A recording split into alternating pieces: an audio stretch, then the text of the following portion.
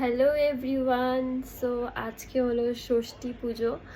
তো আমার শরীরটা 2-3 দিন থেকে ভীষণ খারাপ, তার জন্য কোনো ভিডিও করছি না, কিছু আপডেট দিচ্ছি না। তো লাস্ট গিয়েছিলাম 3 দিন আগে ফেন্সি বাজার, তো ওইখানেও ভিডিও করেছিলাম আমি শপিং করার।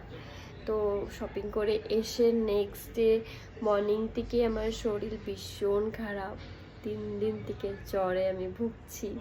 আজকে ষষ্ঠী, তাও আজকে আমার শরীরটা এতটা ঠিক না। এখন জ্বরটা নেই, ওষুধ খেয়েছি, কিন্তু শরীর একদমই ঠিক না এখনও, মুখটা দেখে বুঝতেই পারছো। আর সব থেকে খারাপ লাগছে আমার, এখানে দেখো জ্বর ঠোসা হচ্ছে। তো এটা যদি হয়ে যায় বড় করে, তো পুরো দুর্গাপুজো শেষ, দুর্গাপূজা শেষ।